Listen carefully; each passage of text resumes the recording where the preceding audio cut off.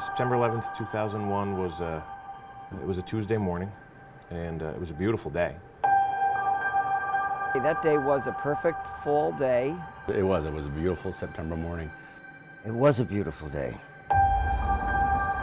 Everybody always comments how beautiful the weather was. And I remember talking to my students that day about what a crisp, beautiful September day. Time to check traffic. Christine Masters. A few problems bounce out here. One on the eastbound side of alternate Route 7. We have an accident that's in traffic. Here's the WGY Weather Channel forecast. Well, we do have high pressure in control, so really a very nice day in store for us. It was the fifth, sixth day of school with students. I had just gone to work at Saratoga Springs Fire Department. I had been reporting that day. I was scheduled to report dayside. I remember being early into my office on a beautiful, beautiful day, sun shining. And September 11th was my day off. I was running errands. I had stopped at my mom's over in Winenskill. And I was actually in a very busy parish. We had to be in school by 8 o'clock, but it was the new school week, so I would get there at 7. We had a late start to the school year because of a construction issue at our school. We had really just started school the day before. And it was primary day, so in New York State, that's important to people who are involved in politics. The day started off like every other day. We just did shift change, and we were in the process of just checking our gear and checking the equipment. I remember the kids being just in a great mood. I remember going in the classroom, greeting the kids as they came down the hall, and we were getting into a routine. I was doing early work behind my desk. I mean, it was just a typical normal day. It was a beautiful day, and it's amazing how quickly it changed. The TV was on, and we were just watching the news and chit-chatting. And I had just finished teaching 4th grade, and I walked through the hallway, and there were all the secretaries gathered around a TV. I was at home getting ready for work. Good Morning America was on. See the news that something happened. And a dear friend of mine called, who I play golf with. I personally was, teaching a U.S. history class when one of my colleagues came in and told me, he's like, you need to turn on the TV. When I said, do you want to play golf? He said, no, I want you to turn on the TV. I went to work, and then a few hours later, I get a call from my wife, and she said, a plane just hit the World Trade Center. Mid-morning, my principal came to the door, Tom Wood, and he said, Mary, read this statement, but don't react to it. Lieutenant was in the dispatch room, and there's a small TV in there, and he said, hey, I just turned the TV on, and a plane hit the World Trade Center. One of our secretaries popped her head in and just kind of whispered to us that a plane had hit the tower. And they were all like, Father, come, look. And I went over, and lo and behold, they showed me the horrific sight of that plane crashing into one of the Twin Tower buildings. As I was about to go to my first class of the day, one of the secretaries in the guidance office said that the news had just reported that it looked like, at that point, a small plane had hit the World Trade Center. And my son had just started the job. It was his 12th day on the job, which means it's his 3rd week. The news came on with the news of the planes hitting the towers. And at that point, I realized that I may be recalled based on the situation, so I proceeded back home. And I says, do you know which tower Stephen said he was going to be in? She says, no, I don't. I turned on the TV, just the second plane was going into the World Trade Center. And then the second one hit, and a bunch of us actually saw it on the television. As my period 2 class was just starting to watch the video of what we thought was a terrible accident, my class actually saw the second plane hit live. When I got over to the friary, there were friars that were watching it, and the other plane had just crashed in. She says, there's a possibility that a second plane just hit the other tower. And I said, what? Quickly got into work. I remember I was in the newsroom when the first tower came down, and we were out the door. Now I have to go in the classroom and I have to deal with first graders. And so the students asked if they could see what was going on. So I put on the TV. And we all looked at each other and we said, we think we might be going. And sure enough, probably within an hour, we all got paged. I spoke with the station commander, let him know that I was available for whatever needed to be done. And he gave me a call back within the hour and said, pack your bags, we're heading down to New York City to help. And I was in my room, and my door was closed. My brother Friars came knocking on my door, and they proceeded to tell me, because they knew I was friends with Michael, that Michael had been hit, and he was the first one hit, and he was dead. When I got home, we were watching it on TV. And then it got to the part where the first tower fell. I didn't know if my son was in that tower. Unfortunately, he was. Michael was going to be right in the midst of all the turmoil, and he was really trying to be of help to the firefighters. He loved being a firefighter, loved being the chaplain. I mean, I have that photo. It was, it had multiple meanings. It again, kind of in some instances, mirrored Jesus, you know. It was something that was very symbolic of him and his life, that he, really gave without really any kind of limitations. So I quickly called his girlfriend. I says, did you get in touch with his mother? So she says, yes. She heard the last 3 words out of his mouth. She was saying, Stephen, what's going on? Mom, I could feel the heat next door. There's a building burning next door. People are jumping out of the building. I can't believe it. And, oh my God! And that's when it hit. The second plane. First tower to go down. That was the longest day of my life.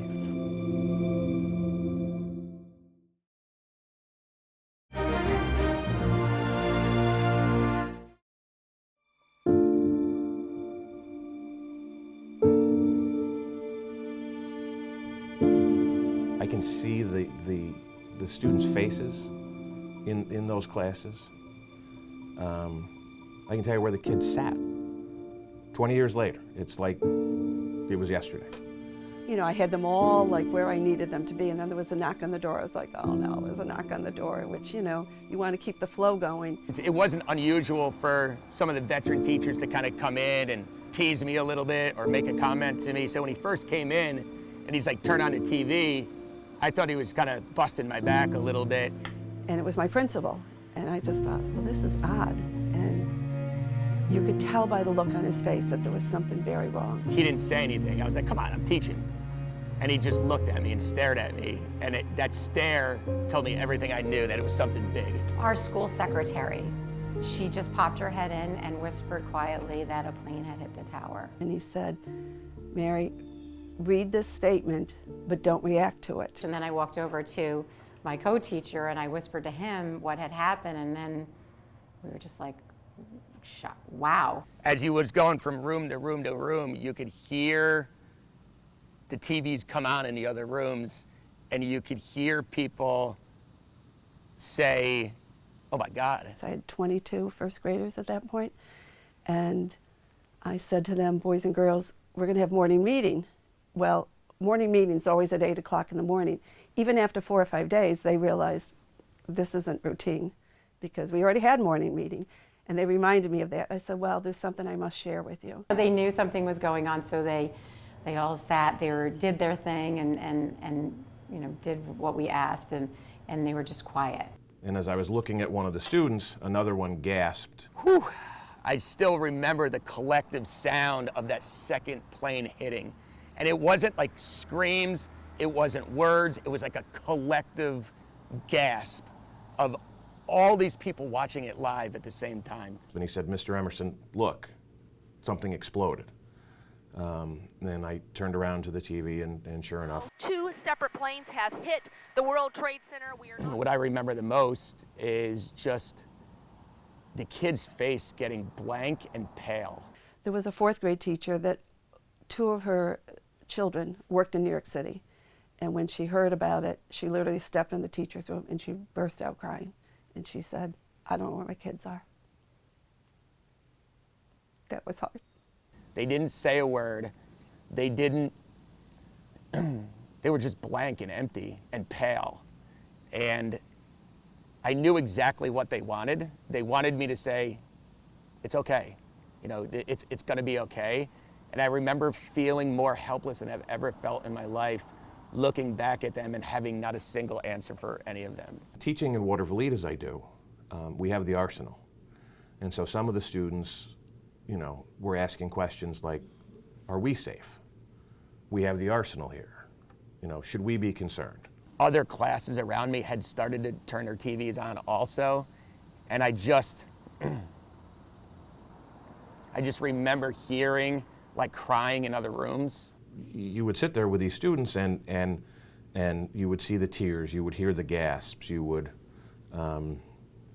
see the expressions on their faces. And I can still see those expressions today. It's 20 years later and I still struggle to picture like the helplessness of the kids looking at me, wanting answers, and me not being able to provide answers to them. What I saw a lot that morning was an end of the innocence for the students, an awakening to there's other things out in the world. And to be honest, it was heartbreaking. That feeling I felt when they were all looking at me, I have it right now, recalling that day. Our job was to reassure them, to try to make them feel safe. They're your kids. You're very protective of them. They're your children. Sometimes when I reflect back on that day, I feel like I don't deserve to have those emotions because I didn't really suffer loss. I just felt helpless. It was devastating. I mean, I didn't want to, cry in front of the students, but I would turn away thinking about, oh my God, how many people have lost their lives?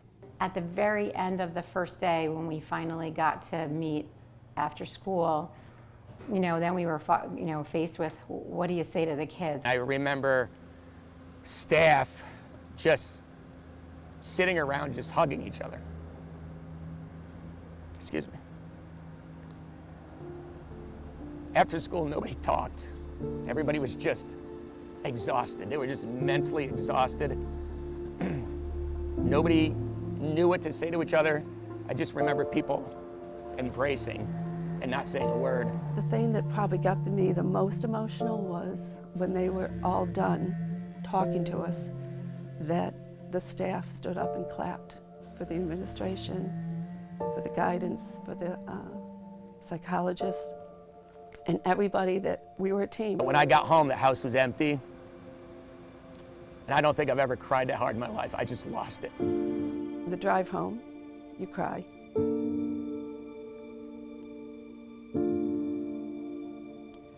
And then you check on your kids, my children. I just remember screaming alone in my house. I just remember just crying for a long time. And then I stopped. And then I started thinking about the next day.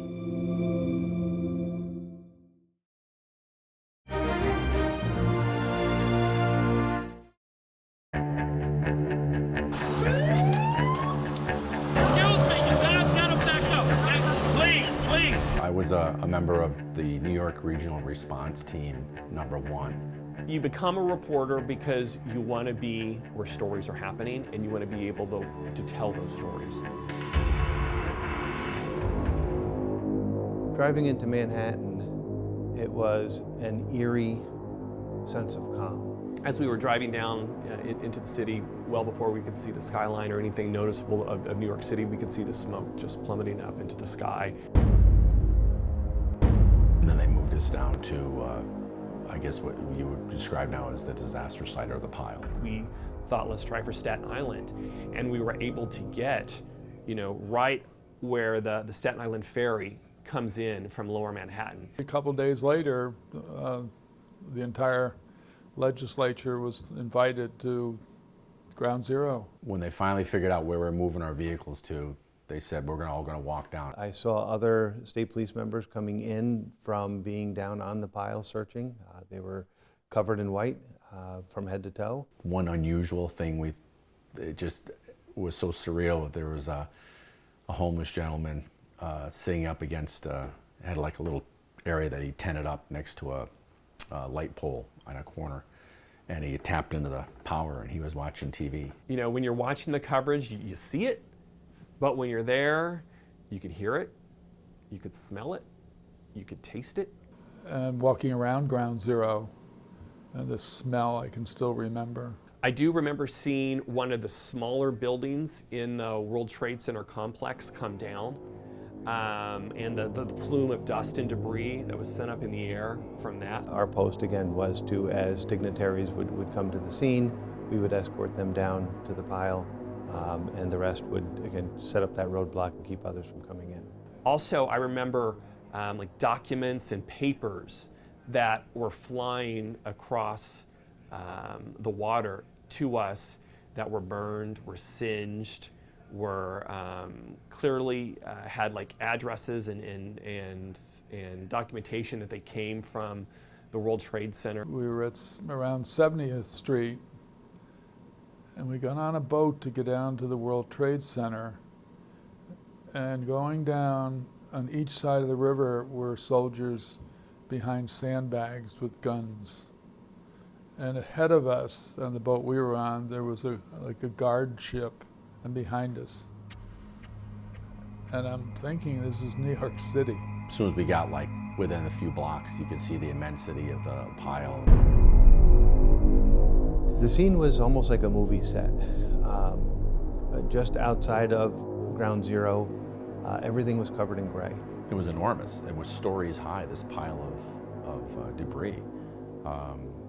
We could see one of the overhead walkways that had collapsed, and we could see a fire truck in it. And I think that made a lot of guys kind of upset, because our assumption that there were probably firefighters in the pile, in the rubble. We were able to get into Manhattan the next day. To be honest, I'm not for sure how it happened, but it was a federal official who was from the capital region that needed to get into the city, and somehow we were able to connect with him. Our primary assignment was mostly doing search, and we did have a couple dogs that were assigned to us. I remember talking to people who had lived down there and were still trying to get home but couldn't. While the dogs were doing their thing with their handlers, we had the cameras, and they're on long poles, so we were able to stick them down in any voids that we could find, and we would try to identify anything that might look human. And you know, unfortunately, guys did find some things that were human, but unfortunately it wasn't a living human. I came across a bar, and the bar owner, she was putting up some pictures that we soon became synonymous with 9/11, of the missing persons posters and the flyers that were put up on fences and on walls and in hospitals. Every time we went out with the idea that we're going to find something, and if we don't find something, you know, a living person, if we just find, you know, body parts, at least we're, you know, bringing those back to their families. You know. But I remember getting back into my hotel room, and that's when the reporter hat comes off and the Steve hat goes back on, and I just remember losing it. All the emotion of that day that was pent up, that I pushed to the side, just came out of me, and I cried.